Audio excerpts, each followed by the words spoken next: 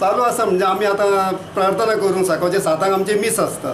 सकाळचे 7 आमी मीस आयकून भायर सरतात जाल्यार देवाचें उतर आयकून निघतात आमी भायर सरतात जाल्यार तिसर पळयता जाल्यार फुडल्यान एक्सरसायज करतात म्हणजे कोण धांवतात आनी कितें करतात। एक्सरसायज करप ही आमच्या जिवाक एकदम गरजेचें आनी हे आमकां सगळ्यांक जायत नाजाल्यार आमचो जीव आतां आमकां हे आतां आमची कामां अशी कमी जाल्यान एक्सरसायज आमची गरजेची।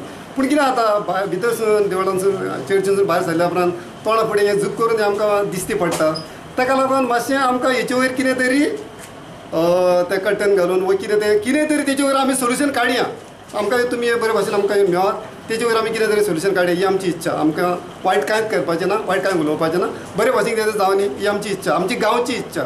सरपंच येतली कितें सांगला सांग ना असा काय सांगला आणि सेक्रेटरी व्हिडिओ गेलो तेणे कितें सांगला आतां हांव नको हे पोवल्यात काय एका कोणान पळयल्यात काय एका हांगर आमकां येवन जाप दिवपाचीच ना। जर तर हेचे वयर कितें तर केलें जाय जाल्यार हेचो परिणाम पंचायतीक भोगचो पडटलो इतलेंच सांगता।